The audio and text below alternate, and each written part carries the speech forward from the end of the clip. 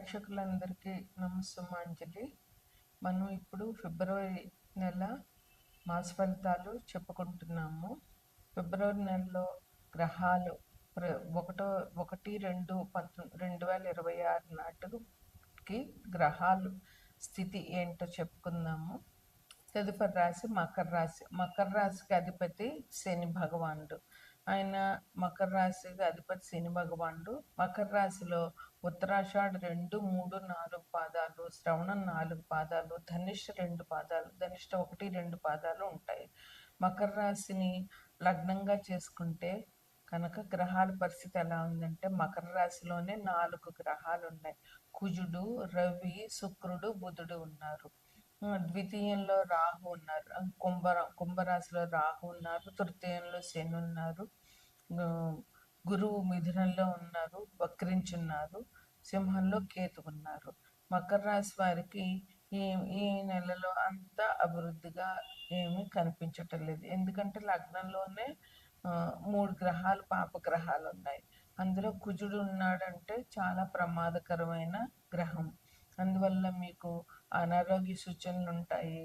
వాహన ప్రమాదాలు ఉండే అవకాశం ఉంది.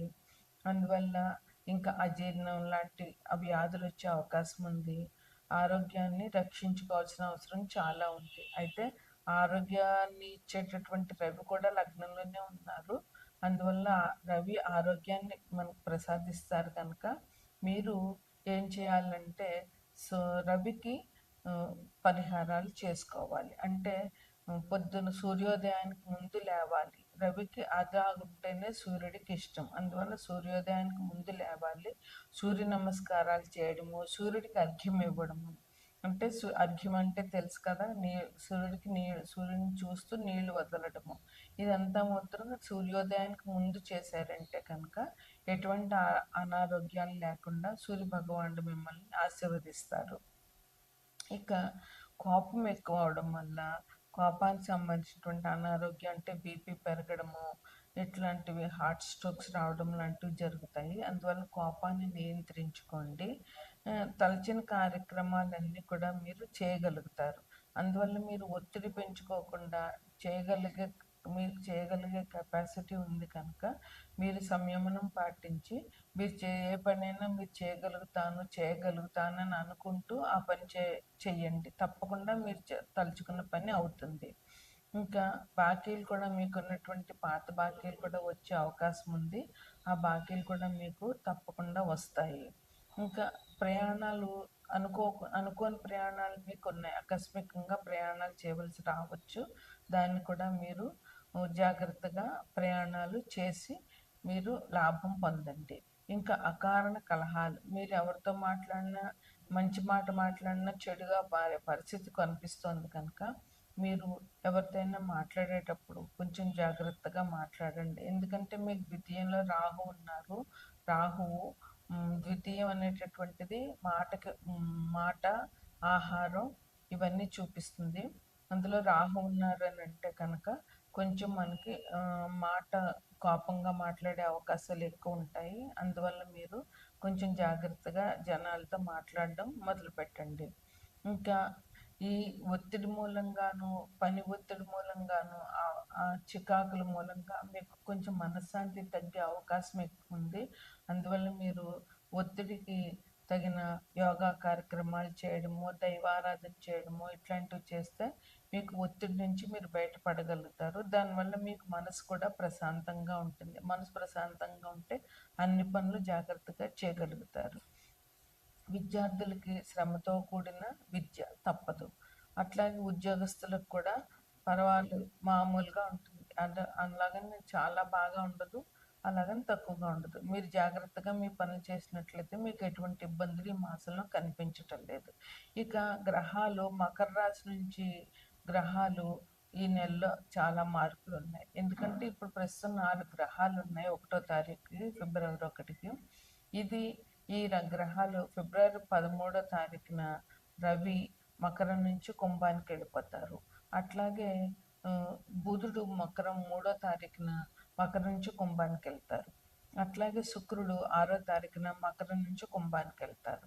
అందువల్ల మీరు అక్కడ కూడా మళ్ళీ ద్వితీయంలో కూడా మళ్ళీ పాపగ్రహాలు ఉన్నాయి. అక్కడ రాహువు, రవి, బుధుడు, శుక్రుడు అవుతారు. అందువల్ల వీరు ఈ నెలంతా కూడా జాగ్రత్తగానే ఉండాలి. ఎందుకంటే ఫిబ్రవరి 28 వరకు ఈ గ్రహాలన్నీ అక్కడే ఉంటాయి.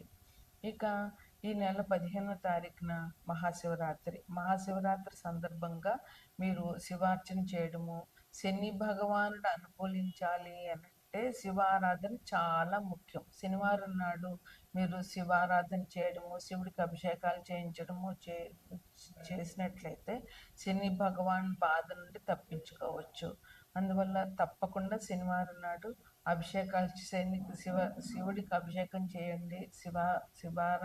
శివాలయాలు దర్శించండి. హనుమంతుడి పూజ చేయండి. హనుమాన్ చాలీస 11 సార్లు చదవండి.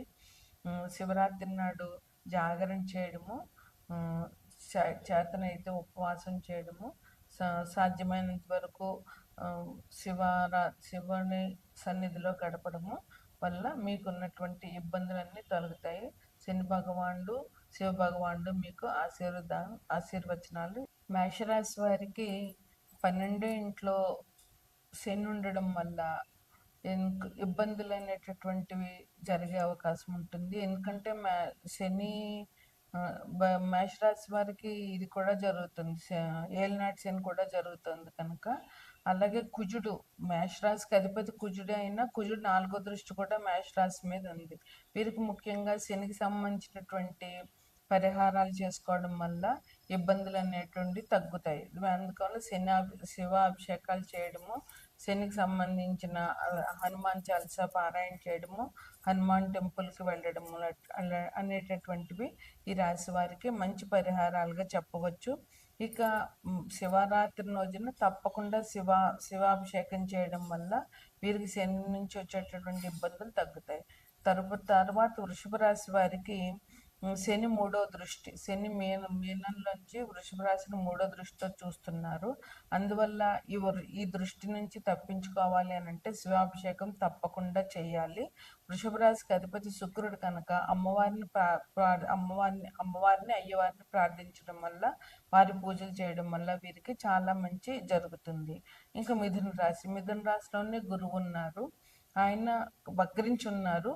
అయినా కూడా మిథున రాశి వారికి అధిపతి బుధుడు కనుక విష్ణాలయాలు సందర్శించడము, విష్ణు సహస్రనామం పారాయణ చేయడము, అదేవిధంగా దత్తాత్రేయుడిది కానీ, సాయిబాబాది కానీ, లేదా రాఘవేంద్ర స్వామి ఆరాధన చేయడం వల్ల వీరికి మంచి ఫలితాలు జరుగుతాయి. తదుపరి కర్కాటక రాశికి అధిపతి చంద్రుడు అంటే అమ్మవారి పూజ చేయడం చాలా అవసరం వీరికి. ఇంకా ఇక్కడ ఎట్లా వచ్చిందంటే ఇప్పుడు కుజుడు, రవి, శుక్రుడు, బుధుడు అందరూ 7వ దృష్టితో కర్కాటక రాశిని చూస్తున్నారు. అందువల్ల వీరు విష్ణు సహస్రనామం పారాయణ చేయడము, అమ్మవారి అభిషేకాలు చేయడము,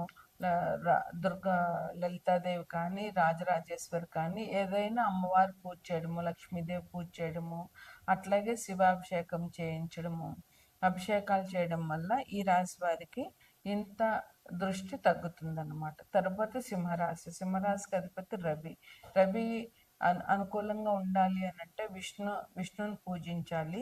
ఇంకా సింహరాశికి రాహు 7వ దృష్టి ఉంది, కుజుడు 8వ దృష్టి ఉంది. అందువల్ల కుజుడు దృష్టిని తప్పించుకోవాలంటే సుబ్రహ్మణ్యేశ్వర స్వామి ఆరాధన చేయాలి. రాహు దృష్టి నుంచి తప్పించుకోవాలంటే రాహుకేతువులు పూజ చేయడము, మంగళవారం నాడు దుర్గాదేవి ఆలయంలో రాహు దీపాలు పెట్టడము, ఆదివారం కూడా రాహు దీపాలు పెట్టుకోవడము, అట్లాగే అమ్మవారి ఆరాధన, దుర్గాదేవి ఆరాధన చాలా మంచి జరుగుతుందన్నమాట.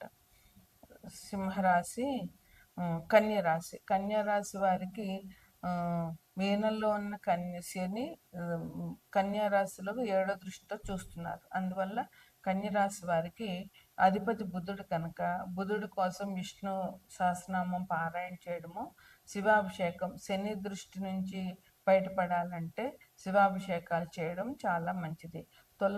తరువాతి తులారాశికి గురుడు 5వ దృష్టితో చూస్తున్నాడు. అందువల్ల గురు దృష్టి ఉంది కనుక ఈ రాశి వారికి ఇబ్బందులు తక్కువే ఉంటాయి. అయినా సరే వీరు అమ్మవారి ఆరాధన చేయడము, ఎందుకంటే అధిపతి శుక్రుడు కనుక అమ్మవారి ఆరాధన చేయడము, గురువుకి సంబంధించినటువంటి అంటే దక్షిణామూర్తిని కానీ, రాఘవేంద్ర స్వామిని కానీ, లేదా సాయిబాబాని కానీ పూజించడము. వృశ్చిక రాశికి అధిపతి వృశ్చిక రాశికి అధిపతి కుజుడు. అందుకు వృశ్చిక రాశి వాళ్ళు కుజుడికి సంబంధించినటువంటి సుబ్రహ్మణ్య స్వామి ఆరాధన చేయడం వల్ల చాలా మంచి జరుగుతుంది. తదుపరి ధనుసు రాశి. ధనుసు రాశికి అధిపతి గురువు. గురువు సప్తమ దృష్టి ధనుసు రాశి మీద ఉంది. అందువల్ల వీళ్ళు గురువుకు సంబంధించిన ఆరాధన దత్తాత్రేయుడు ఆరాధన, లేదా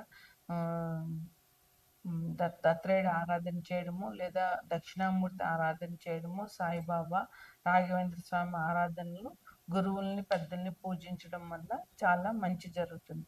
ఇక తదుపరి మకర కుంభరాశులు. ఈ రెండిటికి శని అధిపతి. ఈ రాశుల్లోనే పాపగ్రహాలు ఎక్కువగా ఉన్నాయి కనుక వీరికి చెప్పదగ్గ సూచన ఏంటంటే శివాభిషేకం తప్పకుండా చేయాలి. ఈ రెండు రాశుల వారికి శివాభిషేకం చేసినట్లయితే చాలా మంచి జరుగుతుంది. వారికి ఉన్న ఇబ్బందులన్నీ కూడా శివాభిషేకం వల్ల తగ్గుతాయి. తదుపరి మీనరాశి. మీనరాశికి అధిపతి గురువు. మీనరాశిలోనే శని భగవానుడు ఉన్నాడు. అందువల్ల వీళ్ళు శివాభిషేకం చేయడము, శని భగవాన్ నుంచి, ఏళ్ళనాటి శని నుంచి తప్పించుకోవాలంటే శివాభిషేకం చేయడము, గురువు యొక్క ఆరాధన చేయడము ఈ రాశి వారికి చెప్పదగినటువంటి